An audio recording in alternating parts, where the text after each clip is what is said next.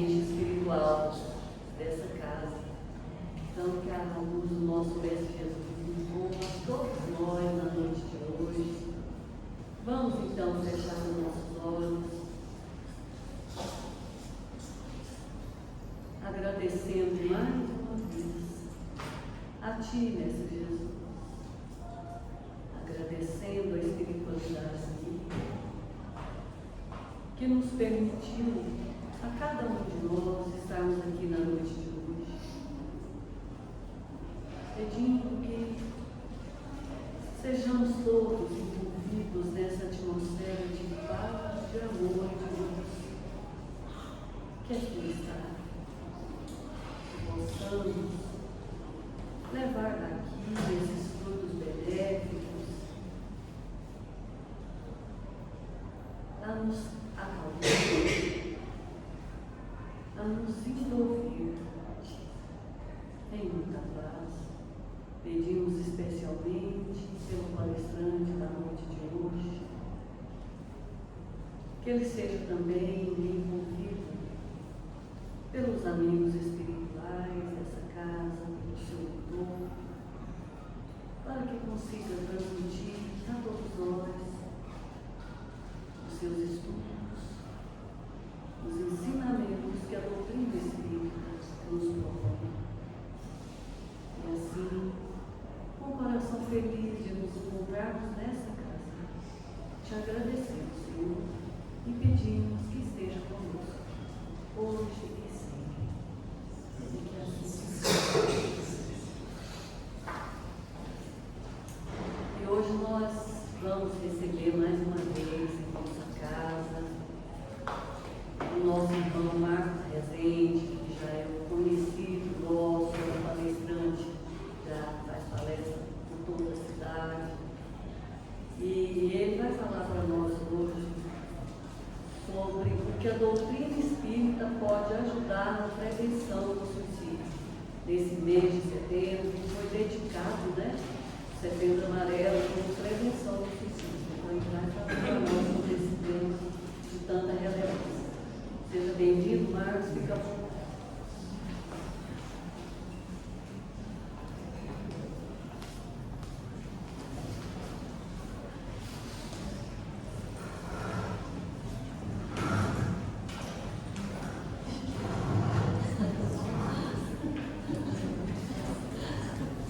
Que os bons espíritos, nosso Mestre Jesus, por sua misericórdia, possam me incluir, para que organize em minha mente e chegue a minha boca as palavras que cada um de nós necessitou. Sabemos que não por merecimento, mas por vossa misericórdia, aqui nos sentamos nesse banquete espiritual, do qual temos a bênção e a graça de poder participar. Suicídio, Palavra forte.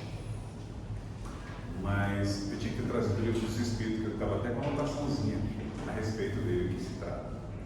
Questão 943, Kardec trata sobre o suicídio. A partir da questão 943 do livro dos Espíritos, Kardec trata muito bem sobre. Allan Kardec trata muito bem sobre o suicídio, ou como nós muitos chamamos de tentativa de autoextermínio. É um tema que nós temos um certo receio de falar a respeito dele. Muitos têm vergonha de falar a respeito do suicídio. Mas todos nós conhecemos algum irmão que partiu da Terra por meio do autoextermínio. E aí a pergunta que nós fazemos: por que tanto suicídio? Porque essa epidemia, vamos assim dizer, de suicídio, não diria nem epidemia, porque acontece todo mundo, porque essa pandemia de suicídio. Antes de tudo, eu preciso entender que o suicídio não é novo. Se nós olharmos um pouquinho mais para trás, me foge o nome, mas eu acho que Saul, no Velho Testamento, ele foi o primeiro que tem declarado, foi o primeiro a se suicidar.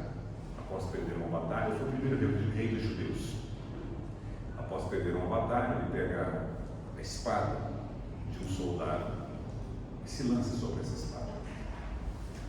Mas tem um outro mais conhecido, que nós já falamos sobre ele aqui: Judas. Quem esteve aqui se lembra das torturas às quais Judas se submeteu.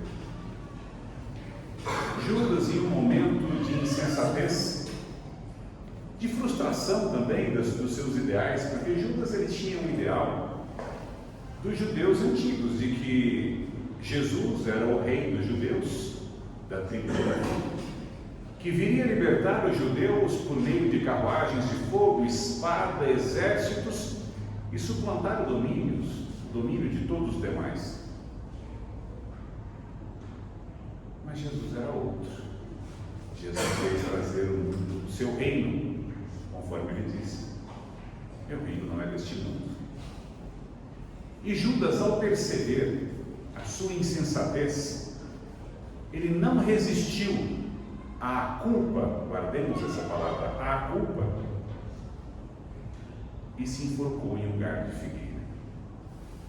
Ao ter se enforcado num galho de figueira, diretamente, Judas percebe que estava morto, mas ainda permanecia vivo. E aí é onde vem a maior dor de Judas, porque não poderia voltar atrás para refazer, porque já havia tirado a sua própria vida. Precisaram diversas outras encarnações, de muito trabalho, de muito esforço, de muita dedicação, até que Judas, na França, viesse a sucumbir de forma semelhante à qual ele havia sucumbido no Mestre. Foi traído pelos seus, vendido por 30 ou 20 libras, traído pelo seu exército e condenado à fogueira. Mas já não era mais Judas o corpo, a roupa já era de Joana d'Arc. Mas quantos séculos passaram para ele reaver aquele débito que ele havia contraído? Um outro caso, anterior a esse inclusive, mas não foi um suicídio, ele foi suicidado. Se alguém se lembra de Sócrates, o filósofo, 386 a.C., aproximadamente por aí, Sócrates foi condenado à morte. Mas como é que Sócrates foi morto? Foi condenado a beber cicuta, veneno. Então ele teve que beber. Então ele se suicidou. Não. E Sócrates mostra para a gente, já é um dos que vieram preparar a vinda de Jesus. E quando a gente olha a vinda de Jesus, né, porque, mas Jesus veio em Jerusalém, mas se você passar ali aquele mar que tem ali, de um lado da Grécia, do outro lado da Roma, de outro lado da Síria, a Turquia, está tudo muito perto. Sócrates, ele veio e quando toma cicuta, Críton, o seu discípulo, pergunta para ele: mestre, o que queres que faça com o seu corpo? E ele diz: Críton, tu és um mau filósofo. O corpo pega e joga fora. Sócrates não está dentro dele. Sócrates se suicidou? Não. Então é preciso que nós entendamos de onde vem esse afã, esse ímpeto do suicídio. Todo mundo um dia teve vontade, com perdão a palavra, de cortar os pulsos, né? Eu corto o cabelo, né? Então é meio frequente. Mas todos nós um dia tivemos uma revolta, se não nessa, em outras passagens. E não se engane, mas muitos de nós temos alguém em casa, ao nosso lado, com um comportamento que merece nossa preocupação. Comportamento de mutilação, comportamento de autoextermínio, com pensamentos pelo menos. Mas nós não estamos preparados para isso, porque nós não falamos do assunto, nem nós espíritas. Existe o CVV, que é o Centro de Valorização à Vida, que tem um trabalho maravilhoso e é multi-religioso, mas nós não estamos preparados para lidar com aqueles que, não temos um grupo para lidar com aqueles que realmente têm a intenção, ou que têm a suspeita de intenção. a gente normalmente vai trabalhando pelos lados. Em uma breve revisão que eu fiz, foi segundo a ONU, um dado da ONU, é um suicídio a cada 44 segundos no mundo. No Brasil, um a cada 15 minutos. E nos Estados Unidos, a tentativa de suicídio é o dobro disso no Brasil. É uma epidemia. E aí a pergunta, por que alguém que recebe o dom da vida resolve recusar o presente? Porque isso aqui é um presente, um vaso que Deus nos deu para que o nosso corpo habite, para que depois nós cumpramos a nossa missão e de repente a gente recusa o presente. Ninguém falou disso, mas eu gosto dessa palavra. O primeiro ponto é ignorância. Eu não li isso, ninguém falou, ninguém é muito ousadia da minha parte. Eu não vi ninguém escrever isso, mas a ignorância, eu acho que é o principal ponto. Ignorância? Sim. Ignorância a respeito da vida eterna. A ignorância a respeito de que a vida não cessa quando o corpo perece. E esse é um dos grandes sofrimentos de muitos espíritos suicidas. Um dos principais. Porque muitos dizem que a partir do momento do estampido ou do vento no corpo livre, vem um arrependimento. Não dá mais para voltar atrás. O projétil foi disparado, a cicuta foi bebida, o corpo foi lançado. E Divaldo relata, inclusive, diversos relatos de Divaldo, ele comenta que, inclusive, o espírito relatava a ele que ouvia uma grande risada enquanto o corpo descia do prédio. E o arrependimento vinha imediatamente antes do corpo tomar o chão. E esse arrependimento continua. Porque muitas vezes o espírito aturdido olha para o seu corpo morto e ele permanecendo vivo. Mas por quê? Muitas vezes para se livrar de um grande sofrimento. Eu já vou voltar na ignorância, tá, gente? Para se livrar de um sofrimento, outras vezes para livrar-se de uma dor, de uma doença, de uma vergonha. Sim, existe muito suicídio por vergonha. Vergonha de uma falência, vergonha de uma traição, vergonha de ter traído, vergonha do insucesso, vergonha de ser alto, de ser gordo, de ser magro, de ser baixo, de ser homossexual. Os homossexuais estão dentro da população que se suicida muito. Mas por quê? Porque muitas vezes nós não nos aceitamos, nossa sociedade, e eles próprios não se aceitam, porque é um conflito. E aí entra um outro ponto. Vocês lembram quando a gente falou sobre perdão, indulgência e esquecimento? Eu volto, sem problemas. A palavra culpa é uma palavra que nós carregamos ela. Mas o que aconteceria se nós substituíssemos a culpa por responsabilidade? Nós aprendemos a carregar a culpa, porque você é culpa, e aí nós temos a palavra, me desculpe. E desculpa, retira essa culpa de mim. Eu não posso te desculpar, você carrega ela. Eu te perdoo, porque não devolver a sua ofensa, a ofensa que me foi feita. Mas quando nós trabalhamos com culpa, a pessoa carrega aquela culpa e muitas vezes ela não consegue se desculpar, tirar aquela culpa de si.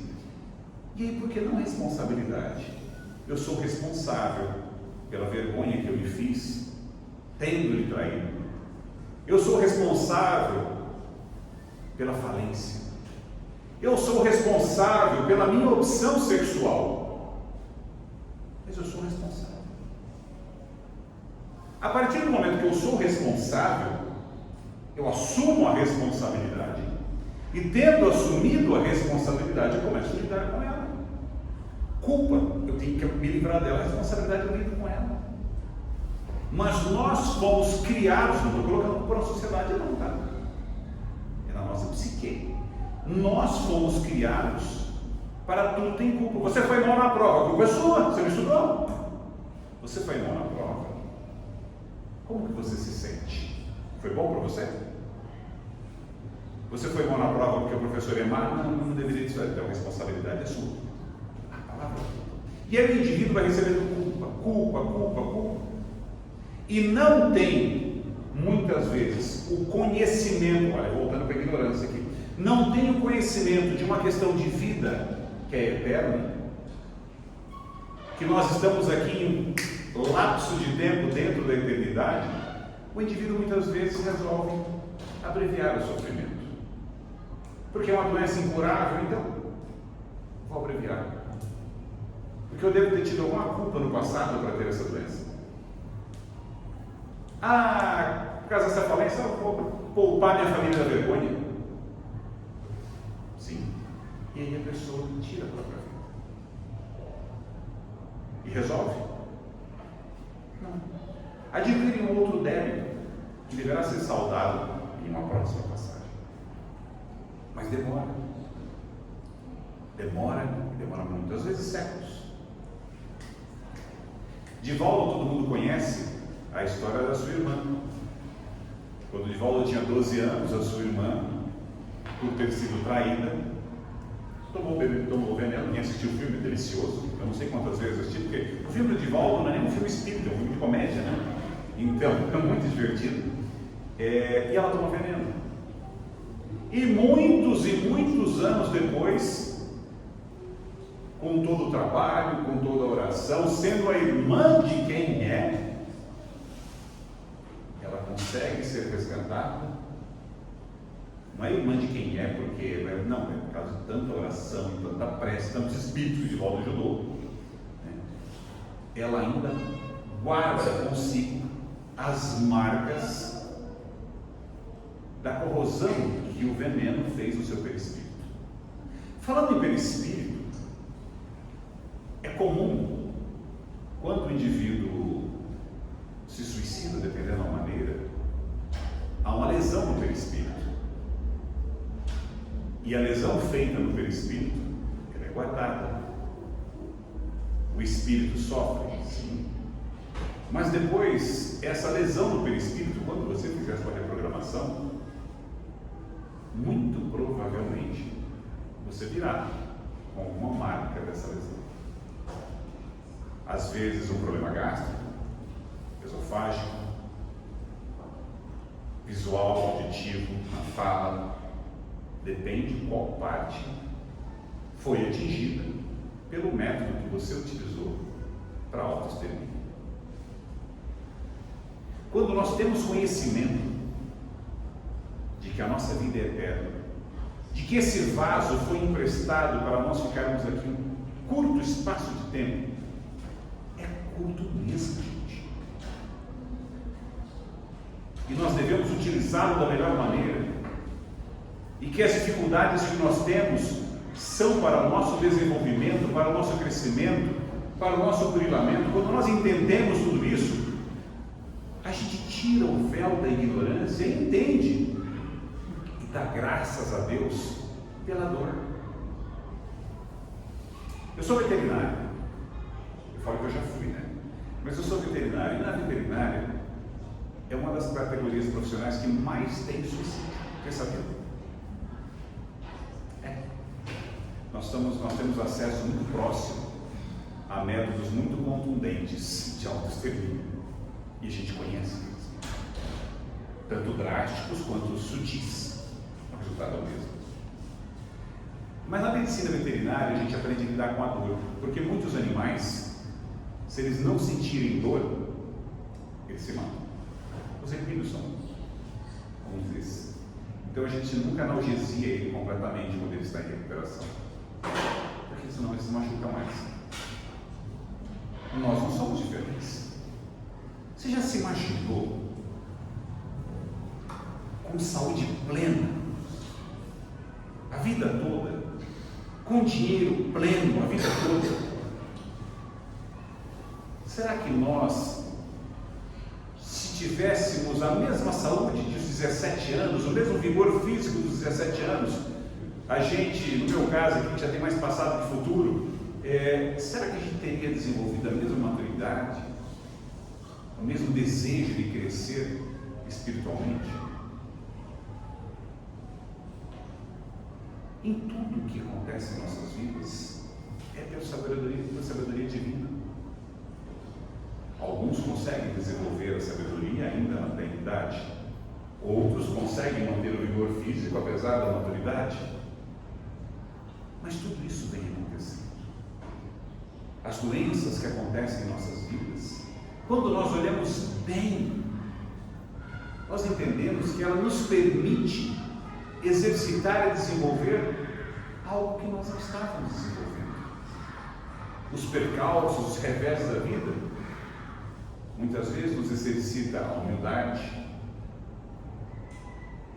quebra-nos a vaidade, o orgulho, a prepotência, nos ensina a olhar do lado para o nosso irmão. Quando nós estamos sentindo uma dor, tipo um homem com febre de 37,8, que é um negócio muito grave, né, gente? Não, 37,8 é gravíssimo. Mulher fala, você não conhece a dor do quarto. Você não conhece um homem com 38 graus. É sério, coisa séria. Não é, São Paulo? É coisa séria. A gente vai no leite e morte, como diz minha esposa. Não é brincadeira, não, gente. Então, quando nós estamos lá com 38 graus, quase na beira da morte, não, já estamos pegando na mão de Deus. Quando a gente chega a esse ponto, a gente percebe o quão frágil nós somos. Mas a gente só cuida. A gente até então tem cuidado muito do corpo físico. E aí a pergunta: se nós quebramos a perna, nós vamos no ortopedista. Imediatamente, ninguém deixa para o não, amanhã vamos, amanhã a gente vai, né? Se eu faço um corte no braço, cai de bicicleta, né? Faz um corte no braço, faz uma graça. Amanhã, segunda-feira, eu vou no médico. Mas se nós temos um problema psicológico, comportamental, sentimento, a gente posterga, não dias, mas nós postergamos anos. A gente tenta de diversas maneiras. E uma das principais causas que leva as pessoas ao suicídio é o outro mal do século, a depressão. E a depressão, ela vem acompanhada de diversos fatores. Nós, espíritas, adoramos colocar a culpa no obsessor. É tudo obsessor. E o pobrezinho está lá, nosso irmão, que também está para nos ajudar, né? Acelera o nosso processo, traz a gente para o centro, melhora a nossa fé, começa a fazer mais pressa. A gente tem que agradecer esses irmãos, porque eles aceleram o nosso processo. Eu falo, vamos, se abraça comigo e vamos para o centro. É assim que tem que acontecer. Mas a gente adora terceirizar. Terceirizava a culpa para Judas, terceiriza a culpa para o governo, terceiriza a culpa para o tempo, terceiriza a culpa para o obsessor. Mas muitas vezes ele está lá parado no canto e a gente começa a mentalizar, baixa o nosso padrão vibratório, começa a assistir coisas erradas, começa a comunicação errada, falas erradas, conversas erradas, pensamentos errados. Ele falou, está me chamando, está insistindo demais. Vou ter que ir lá com o Marcos, bater um papo com ele.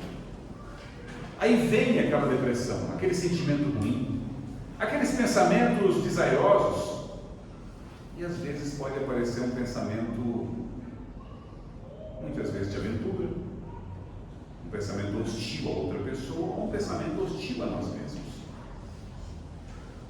E o que nós fazemos quando isso acontece? Se nós temos a consciência, se tiramos o véu da ignorância em relação a questões espirituais, a questão da eternidade, imediatamente a gente entende: estou me distanciando do meu objetivo. Retorna-se para o objetivo. Traz o companheiro junto para a instrução e nós retornamos ao trabalho. Eu acho que a questão 943 do Livro dos Espíritos Apocalipse, ela fala justamente sobre suicídio. E a resposta eu gosto muito dela. Por que acontece? Porque a questão inteira é certinha, eu não sei não, até bem está traduzida, né? Então vale a interpretação.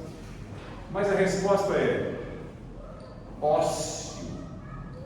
É uma das causas do indivíduo ter a vontade de se suicidar.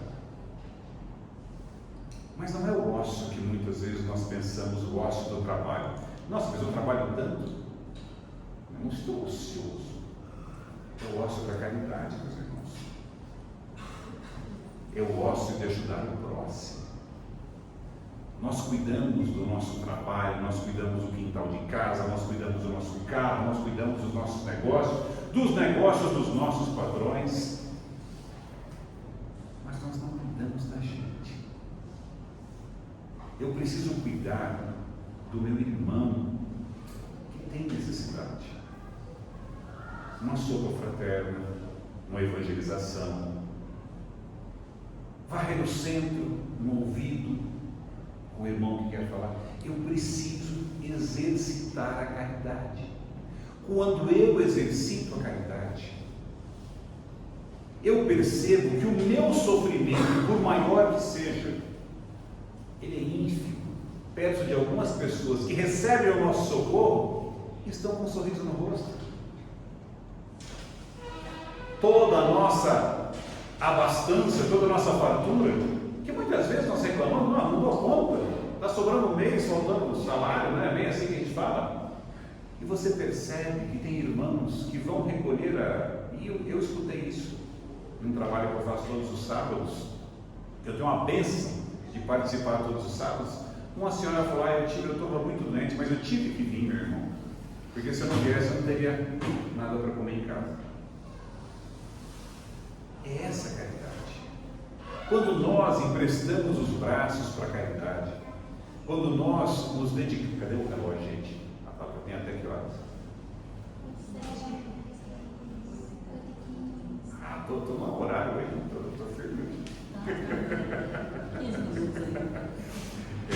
Quando nós emprestamos os nossos braços para a caridade, nós percebemos que nós somos engrenagens de um sistema muito milimetricamente organizado pelo nosso Criador para nós fazermos o outro feliz. E ao fazer o outro feliz, nós somos felizes também. Eu costumo dizer que o grande problema de nós, seres humanos, é a ignorância. Nós somos pouco inteligentes, mas muito pouco inteligentes, para não chamar de limitados. A gente fala burro, mas burro, um bicho tão inteligente, gente, eu não posso chamar de burro, né? Eu adoro burro. E aí eu fico pensando, porque o bem que eu faço ao outro não é o bem que vem a mim. O mal que eu faço ao outro não é o mal que vai a mim. O mal da humanidade é estupidez, ignorância. Porque se eu faço bem ao outro e eu fico bem, eu vou fazer bem com todo mundo. Então é preciso que nós estejamos atentos para isso, para sairmos do ócio. Porque o ócio é o que nos leva a ter pensamentos destruidores. Mas o que fazer quando o pensamento destruidor vem do outro? E aí eu faço a pergunta. Vocês perceberam? Até bem pouco tempo atrás, pensar uns 30 anos, é quase ontem, né? A gente só ouvia falar de suicídio de pessoas mais velhas. Pessoas usuárias de droga, alguém que teve uma falência, uma traição. Sempre ouvia falar. Quem aqui, minoria, né? Que lembra 30 anos atrás uma criança com pensamentos suicidas, jovens de 16 anos, sem uso de drogas, lícitas ou ilícitas, com pensamentos suicidas. E hoje? Mudou um pouco, né? Crianças de 12, 13 anos, com pensamentos de autodestruição, de autoextermínio. Por quê? Muito se atribui culpa à tecnologia. Talvez tenha uma parcela de culpa. eu usando culpa, né? Responsabilidade. Talvez a tecnologia tenha responsabilidade, mas se a gente lembrar, nós estamos nos estertores da transição planetária. Esse mundo, aqui ninguém mais vai encarnar no mundo de provas e expiações. Se encarnarmos na Terra, né? Então, aqui ninguém mais encarna no mundo de provas e expiações. E muitos espíritos aqui estão chegando, ou foram empurrados, chegados, como uma alternativa de aqui estar, de reaver tudo. Divaldo disse que até 2025, faz bastante tempo que Deus foi, em 2018 ele falou numa palestra que até 2025 reencarnariam na Terra cerca de 200 mil espíritos de luz para auxiliar na transição. Aí eu lembro quando eu falei disso aqui na palestra sobre transição planetária, todo mundo olhando para o neto, olhando para o filho, né? E esses vieram para ajudar os outros milhões que vão reencarnar com dívidas severas e precisam ser ajudados. Eles estão aqui, meus irmãos. Eles chegaram. E muitos que chegaram, chegam com lesões perispirituais que muitas vezes os impelem para abreviar a sua estada aqui, porque é sofrido. Aí nós temos a depressão, nós temos a baixa autoestima, nós temos a revolta. E como nós, pais, tios, irmãos, podemos contribuir com a espiritualidade para evitar que esses espíritos que receberam a bênção do vaso carnal para que cumprir uma missão, abreviem a sua estada aqui. Com amor, com firmeza, mas com menos cobrança, com orientação, com responsabilização, mas não com menos culpa.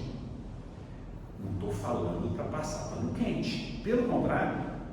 Sabe por quê? Porque eu sempre falo, se o seu filho, se o seu neto fala que não quer escovar o dente, vai escovar sim.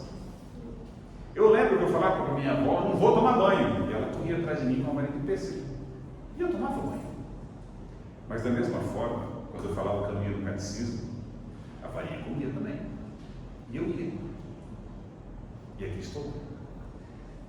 Os nossos filhos, os nossos sobrinhos, as nossas crianças, se elas não querem ir na evangelização, é um direito delas, mas é seu dever fazer ela ir contra a vontade dela mesma, com amor. Porque o amor que nós temos pelos nossos filhos, pelas nossas crianças, independente se são filhos, sobrinhos, netos, é um amor que deve orientá-los não para fazer o que eles querem, mas para nós conduzirmos para a evolução. A nós nos será perguntado o que é feito dos filhos que te confiei. O que nós vamos responder? Muitas dessas crianças têm pensamento autodestruidores por falta de não. Porque quando se fala não para uma criança, se mostra que você se importa com ela. Quando você faz uma cobrança a uma criança por uma nota, por um estudo, por uma dedicação, por um trabalho, você está mostrando que você se importa com essa criança. As nossas crianças não querem presentes, elas querem, mas elas não precisam de presentes, elas precisam de presença. Presença física, não somente atenção. Não é do lado da criança almoçando, olhando no celular.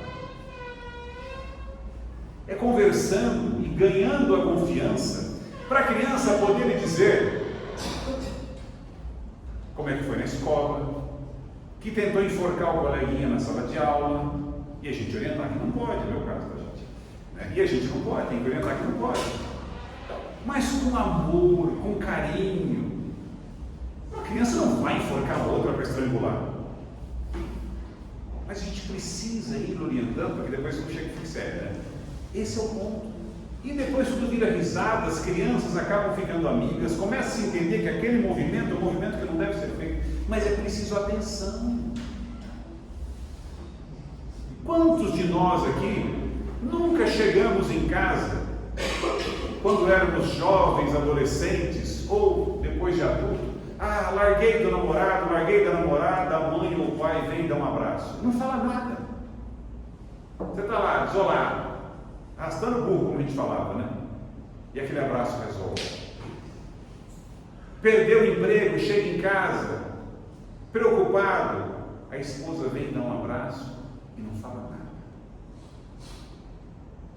Quando o nosso filho chega frustrado também da escola, ou por uma briga com um amiguinho, ou porque alguém brigou, não é passar pano quente,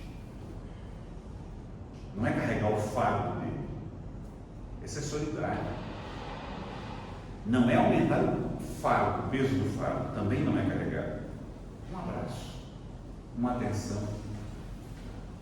Muitas vezes as crianças começam, vai chegar uma idade, eu já estou chegando nessa daqui a pouquinho. A criança começa a ter os seus namoradinhos, as suas namoradinhas, e eu brinco, falo, eu sou bravo, faço cara de louco. Mas é preciso que a gente seja partícipe, amigo, companheiro. Mas será que ele é bonito mesmo? Será que ele... E muitas vezes o que acontece é uma coibição, é uma inibição. E as meninas e os meninos não se abrem conosco para falar com a gente. Por quê? Porque vai ser coibido, porque vai ser criticado, porque vai receber vai receber a culpa sobre algo, vai fazer algo que é pecado. Lembra do pecado? Quem se lembra do pecado? Vai para o inferno. Aí nós viramos espíritas. Minha filha descobriu que o inferno não existe, então já um medo a menos que eu tenho que passar. Não sabe mais o que é o homem do saco, porque o homem do saco não existe, né? Não tem, no inferno não existe, o lobisomem não existe. Como é que você bota medo de uma criança hoje para educar? É só um amor, gente. Mas amor não é condescendência, é firmeza na orientação. Quando Jesus foi condescendente conosco, em qual das passagens ele foi condescendente? Ele passou a mão na nossa cabeça? Em nenhuma.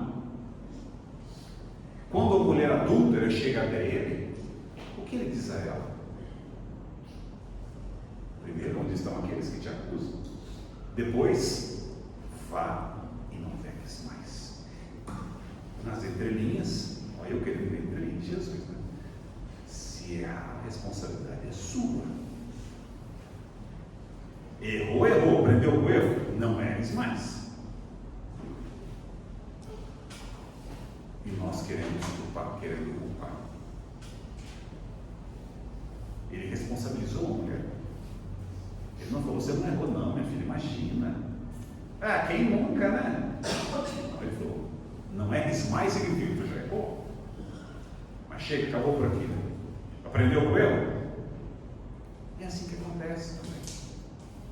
Muita atenção, gente, com os nossos pensamentos. Pensamento é energia, energia é matéria, logo pensamento é matéria. Nós construímos uma psicosfera maravilhosa no centro espírita, nas igrejas, nos cultos, em todos os ambientes de luz. Aqueles que têm o dom da visão, muitas vezes relatam. Tem uma amiga lá em Ribeirão Preto que ela fala, vocês não têm noção. Eu queria que vocês vissem o que eu estou vendo. Eu falei, eu prefiro não. Prefiro não. Não era eu, né? Porque a psicosfera criada no ambiente desse é maravilhosa. Essa sala está repleta de nós encarnados. Aqueles que podem ver sabem o quantos desencarnados e o quão grande é o ambiente no qual nós estamos agora. Só que nós também temos a capacidade. Por que essa psicosfera aqui é criada? Porque nós falamos de luz.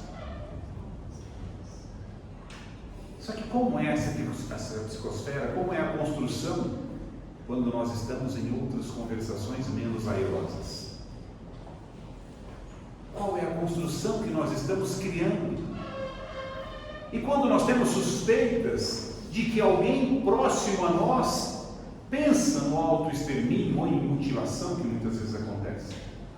Automutilação. Qual é o pensamento? É preciso equilíbrio. É preciso amor para lidar com tudo isso.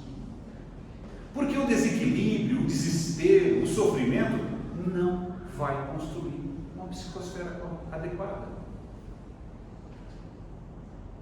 A nós, que temos o mínimo de consciência e que não nos é dado a desculpa da ignorância, é nos dada a responsabilidade de muitas vezes capitanear ou orientar pessoas que têm alguém próximo nessa situação ou que vivemos essa situação.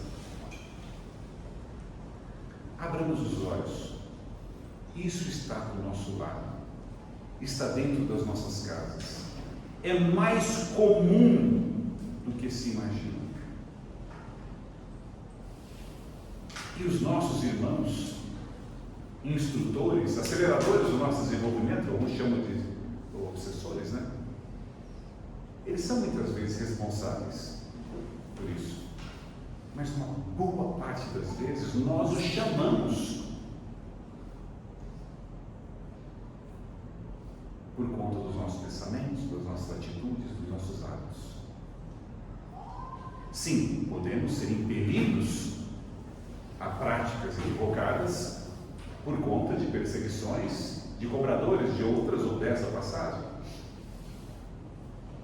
Mas só nos será feita essa cobrança, só estaremos nós aturdidos se nós não estivermos cientes da nossa responsabilidade aqui na Terra.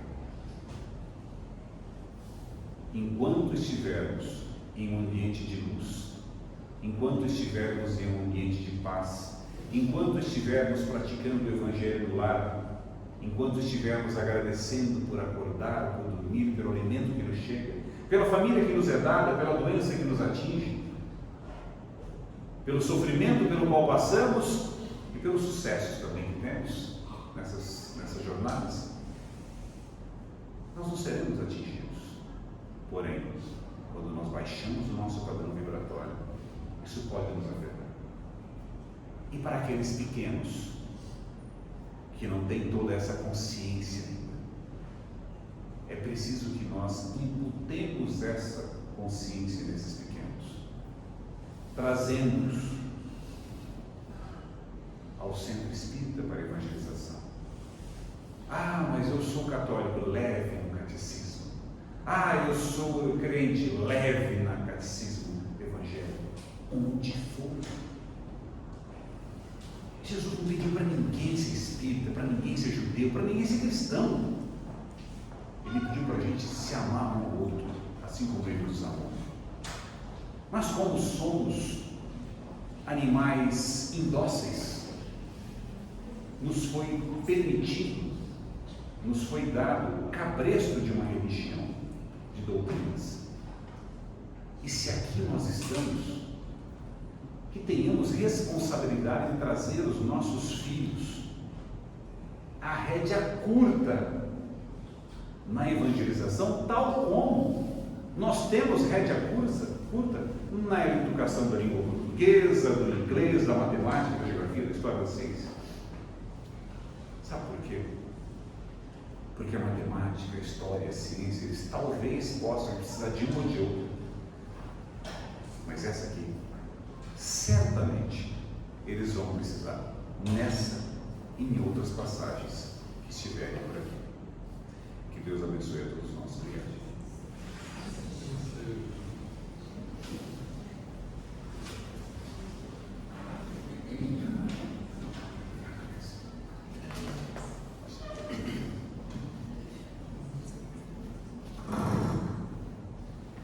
Boa noite a todos. Boa noite.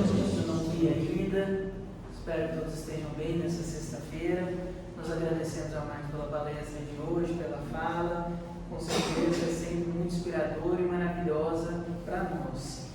E eu gostaria de dar 2 recadinhos aqui antes de nós finalizarmos essa primeira etapa do nosso trabalho. A primeira é um convite que foi enviado pela CREJovem, que é o Conselho Regional da Juventude, que eles estão organizando um evento das mocidades aqui de Anápolis, certo? Que será realizado no próximo mês, em outubro, e é um evento só para jovens. Começa 2h da tarde e termina 10h da noite, né? Eles vão ter lá várias atividades doutrinárias, música, terão um teatro, algo bem recreativo mesmo, com viés da doutrina espírita para os jovens. Então, vocês que conhecem algum jovem de 13 a 21 anos, caminhe. Esse é a porta, né, que começa para os trabalhos. Como disse o Marcos aqui, tem um dever de levar para a juventude, para a evangelização, para onde for que seja. Por que não começar com um evento desse, que tem muita coisa para que ele aprende, e nós sabemos, né? Quem tem filhos jovens sabe disso. Eu tenho uma minha mais velha com 15. Se não tiver algo que dá um entusiasmo neles ali, eles rapam fora, querem ir embora, né? Então, um evento onde tem muita atividade, muito jovem para se conhecerem, música, teatro, é algo que com certeza vai dar um entusiasmo para eles. A segunda coisa que eu gostaria de falar hoje é um aviso e também no finalzinho um pedido. Amanhã, aqui na nossa unidade, na parte da manhã, e lá no Jandai, na parte da tarde, nós vamos fazer uma comemoração do Dia das Crianças para nossas crianças assistidas aqui da casa, né? Pessoal, para as crianças que são assistidas aqui no sábado de manhã e à tarde lá no Jandai. E são muitas as crianças, a gente faz uma festa legal, obviamente não é restrito a só essas crianças que estão aqui no sábado de manhã. Quem tiver filhos também pode trazer essa festa, é uma festa muito legal, a gente oferece lanche, suco, picolé, vai ter carro de pipoca, vai ter algodão doce, e nós somos um pouco malucos também, vamos colocar o trenzinho da alegria aqui para pegar esses meninos para rodar pela cidade, pela cidade junto com o fofão aí, né? Cantando e dançando, né? Então é uma alegria só. O terceiro ano que a gente vai fazer, cada vez mais está aumentando o número de crianças que participam deste evento, dessa festa. Então, estou falando isso para quem quiser participar amanhã, está convidado amanhã aqui a partir das 10h da manhã, e lá no Jandaia a partir das 3h30 da tarde. E agora vem o meu pedido, né? Para aqueles que não puderem participar, não puderem comparecer, mas puderem ajudar com alguma coisa, nós estamos abertos a doações também. Eu sei que para amanhã às vezes fica difícil trazer alguma coisa em cima da hora, mas refrigerante, suco, tudo isso é muito bem-vindo. E para aqueles que quiserem fazer alguma doação em dinheiro, no corredor aqui em cima desta caixinha ali tem uma caixinha antiga de colocar dinheiro e moeda, uma coisa muito arcaica, né? O dinheiro e moeda. Tem um QR Code para você fazer o Pix, se for da sua vontade.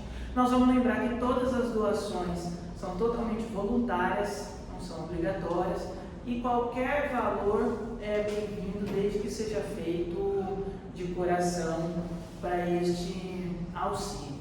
Eu sempre digo isso, todo valor que chega a casa é revertido à obra para a gente fazer assistência social, e esse não vai ser diferente.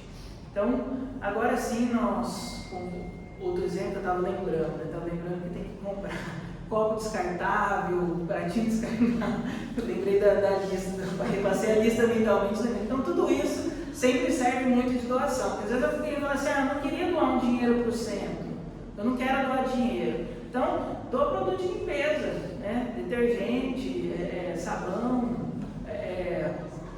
qualquer coisa de limpar o chão, né? Papel higiênico, sempre,